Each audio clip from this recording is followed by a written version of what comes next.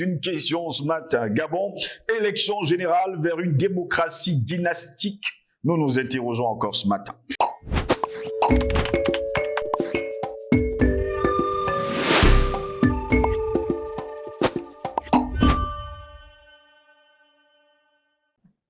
C'est toujours un réel plaisir de vous retrouver sur Panafricaniste TV. Madame, messieurs, bonjour. Bienvenue à toutes et à tous à cette édition de Parole au panafricanisme. Mesdames, messieurs, le climat s'est tendu brusquement au Gabon alors que les résultats des élections générales du 26 août dernier se sont toujours et surtout se font attendre. Retour sur une journée de vote très difficile d'ailleurs du côté du Gabon. Une attente de plusieurs jours a commencé après la fermeture des bureaux de vote samedi soir au Gabon où le président sortant Ali Bongo Ndimba brigue un troisième mandat face à une dizaine de candidats dont le principal opposant Albert Ondo Ossa qui redoute des fraudes sur fond de coupure d'internet. En effet, le gouvernement a coupé tout accès dès la fin de la journée de vote et instauré un couvre-feu en invoquant des risques de violence. Eh bien, de qui Ali Bongo Ndimba a-t-il peur quand nous savons pertinemment que depuis quelques heures, on nous fait savoir qu'il a perdu justement cette élection. Un peu plus tôt dans la journée, très vindicatif, Albert Ondo Ossa, ancien ministre d'Omar Bongo, avait aussitôt, après son vote, dénoncé des fraudes et exigé d'être proclamé vainqueur à l'issue du scrutin. Filmé en direct sur les réseaux sociaux, il a également demandé à Ali Bongo, au pouvoir depuis 14 ans, de partir, se portant garant de sa sécurité. Prenant à témoin la communauté internationale, Albert Ondo Ossa, derrière lequel s'est rangée tardivement la plus grande partie de l'opposition, a lancé « Le moment est venu pour Ali Bongo de partir, il n'y aura aucune négociation, je n'ai pas peur de lui », a-t-il ajouté.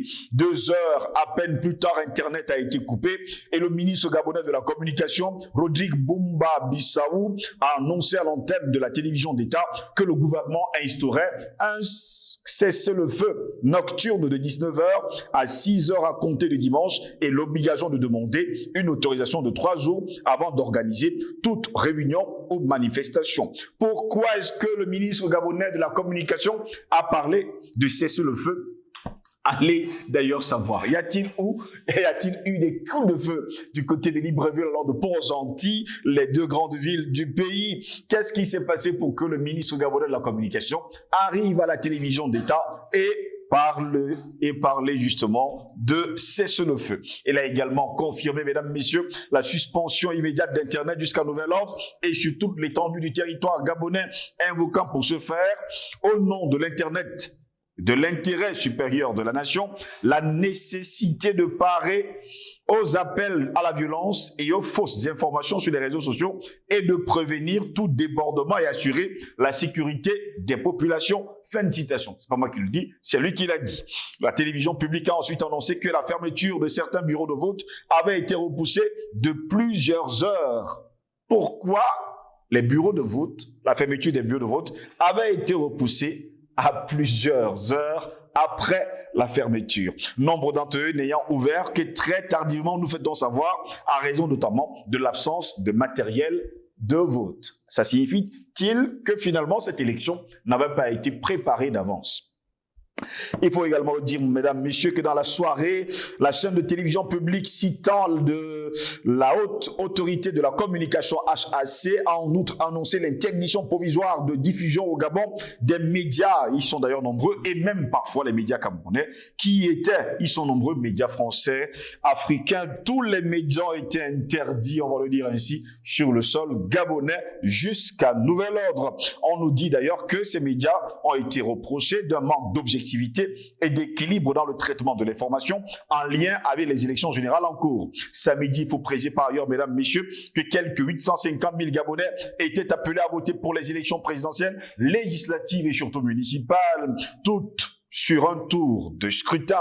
Il faut également souligner le fait que ces élections se déroulaient sans observateurs internationaux, africains comme européens, et aucun journaliste étranger n'a reçu les accréditations demandées ou n'a été autorisé à entrer au Gabon pour les couvrir. C'était d'ailleurs ému la veille plusieurs ONG internationales. 14 prétendants s'affrontaient d'ailleurs pour la présidentielle, mais seul Albert Ondosa, que les principaux partis d'opposition désignés pour être leur candidat commun, avait des chances de rivaliser sérieusement avec le sortant. À 69 ans, professeur d'économie à l'université de Libreville, avait promis de chasser du pouvoir par les urnes le chef de l'État et son tout-puissant parti démocratique gabonais, le PIDG, et de mettre un terme à une dynastie Bongo qui est depuis plus de 5 ans à la tête d'un pouvoir que l'opposition accuse de mauvaise gouvernance et d'être gangréné par la corruption. Peu connu du grand public jusqu'alors, il avait été choisi par les principaux partis de l'opposition, rassemblés dans la plateforme alternance 2023, à 8 jours seulement du scrutin.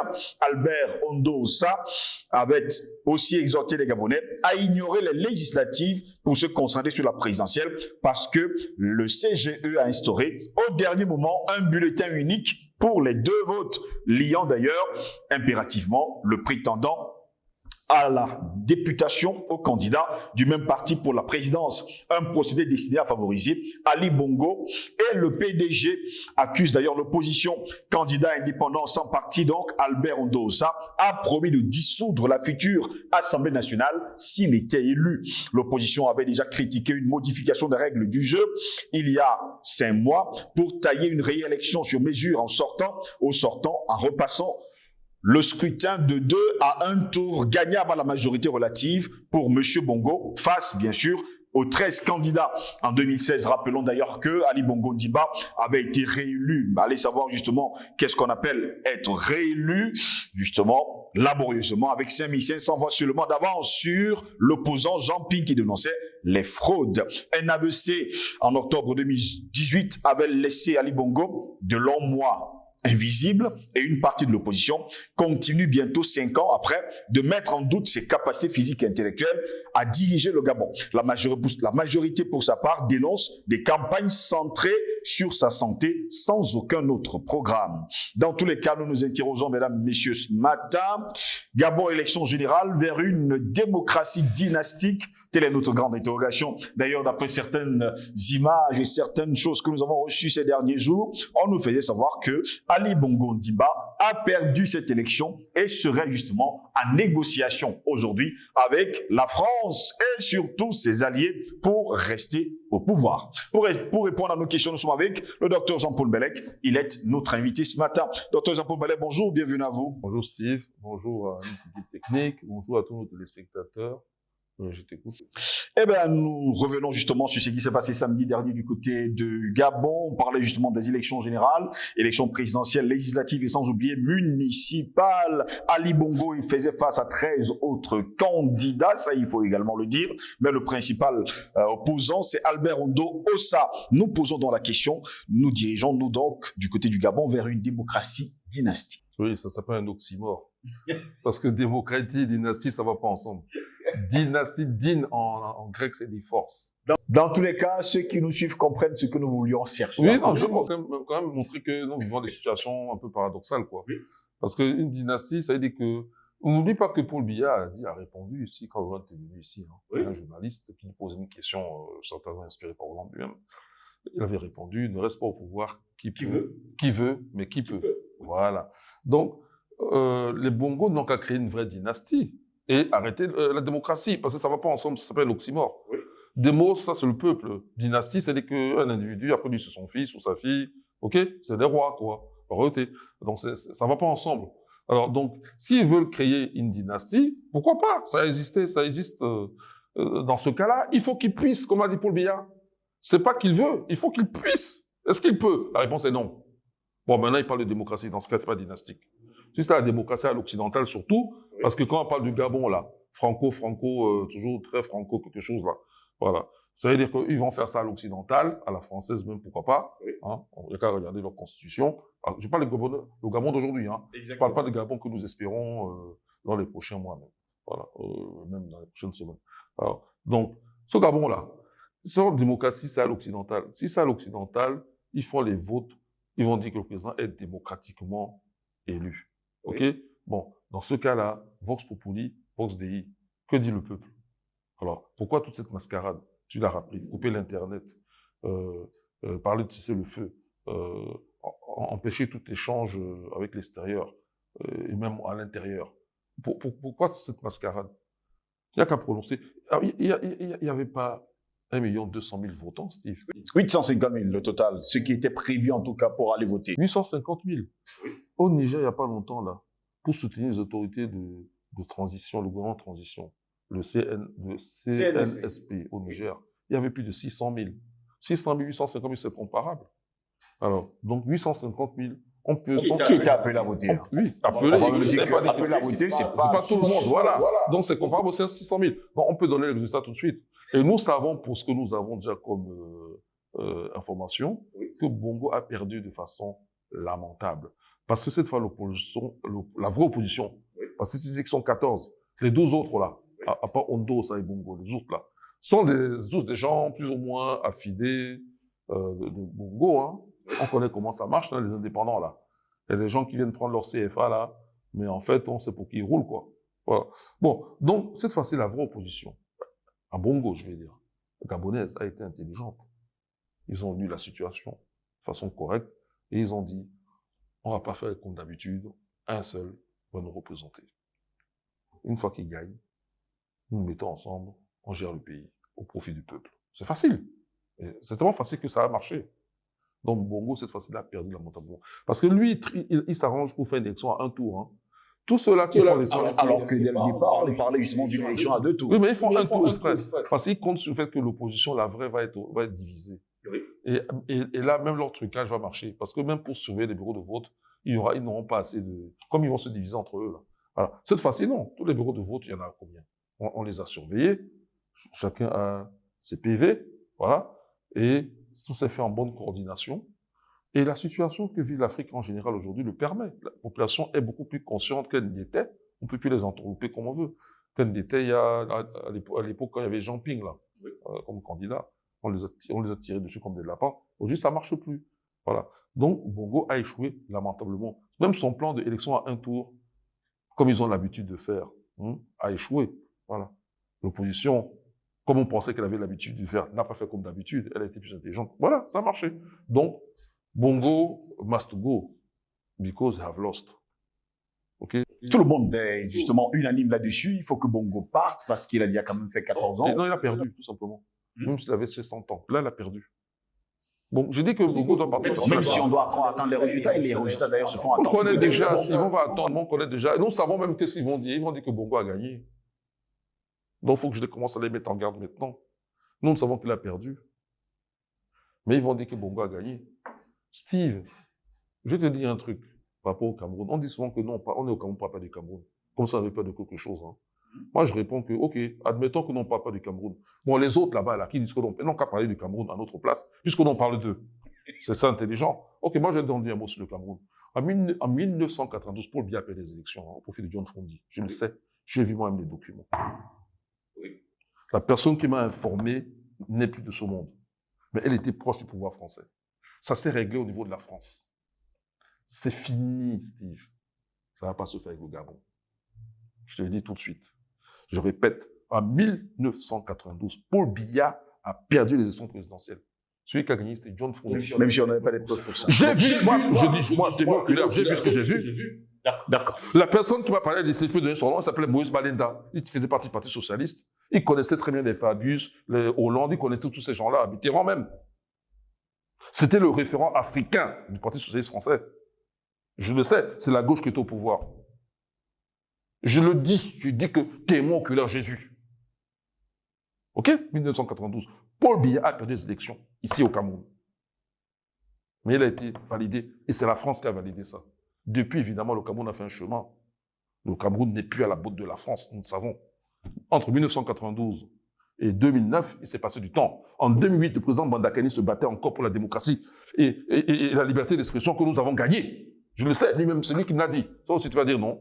Bandakani est encore vivant, non? C'est Bandakani qui m'a dit comment ils sont battus. Il a fait la prison, il était tout jeune. Mais c'est parce qu'ils sont battus. Lindiawe, Pius Ndiawe, j'ai connu Pius Ndiawe, je l'ai connu personnellement. Celui qui avait le messager. Tous ces gens, moi-même, j'écrivais dans la presse, étant en France. Nouvelle expression que une expression nouvelle. Je connais tout ça. Les gens, tous les changements, je les ai vus en France. Je les ai rencontrés, donc je les ai vus. Oui. Tous. Frondi, j'ai été garde du corps de John Frondi. Donc je suis pas en train de raconter des histoires. Je dis des choses que je connais, sinon j'en parle pas. Et moi, je ne mens jamais. J'ai le courage de mes opinions quand je les prononce et je ne mens pas. Donc, je dis que c'est la même chose, alors que nous sommes en 2023, ils pensent qu'on le répéter au Gabon. Il y a combien de populations là-bas? Ils ont échoué, c'est qu'ils n'ont pas encore compris la situation. C'est pas en fermant l'Internet. Donc, je vais la mettre en garde. Oui. Si Ali Bongo est prononcé vainqueur comme on l'attend, d'abord, c'est contre la tradition africaine. Tu te souviens qu'il y a une semaine, on a fait une émission ici ensemble? Oui, justement. Et j'ai bien dit que dans la tradition africaine, quelqu'un comme Bongo, un potent, ne peut même pas être candidat de quoi que ce soit pour diriger un pays. Je l'ai dit, non. Oui. J'ai parlé de la fête Cède, pour ceux qui ne veulent jamais approfondir leurs connaissances. La fête Cède, en Égypte ancienne. J'en ai parlé ici, non? Exactement. Donc déjà, pour cette raison-là, nous sommes restés des Africains. Beaucoup pensent que les Africains ont été aliénés. C'est faux, nous sommes restés des Africains. Donc, il était impossible que Bongo gagne cette élection avec une population africaine maintenant éveillée. C'est impossible. La preuve, on l'a vu. Donc, s'il proclame Bongo vainqueur, ok, alors ses jours sont comptés. Et tous ceux qui sont autour de lui, leurs jours sont comptés au pouvoir. Parce que la recette, on la connaît. Ça passe par les militaires gabonais. Je ne vais pas aller plus loin. Ils savent quoi faire, puisque le plan, on le connaît depuis l'Afrique de l'Ouest. La population est derrière, elle est éveillée. Et ça réussira parce que, y compris le Hondo Ossala, il faut qu'il embrasse le panafricanisme tout de suite et qu'il se mette au diapason avec le peuple. Dans ce cas-là, dans quelques semaines, dans moins d'un mois, on a vu ce qui s'est passé au niveau du Burkina Faso, le pouvoir Bongo, même proclamé vainqueur, va échouer. Parce que ce sont ces gens-là qu'on nous dit élus démocratiquement, comme c'est le cas de Bazoum, élus démocratiquement. Élus, c'est-à-dire que pour plaire aux intérêts occidentaux, intérêts au sens où on l'a défini déjà, oui. Pas au sens où moi je l'entends. Mais bon, ok?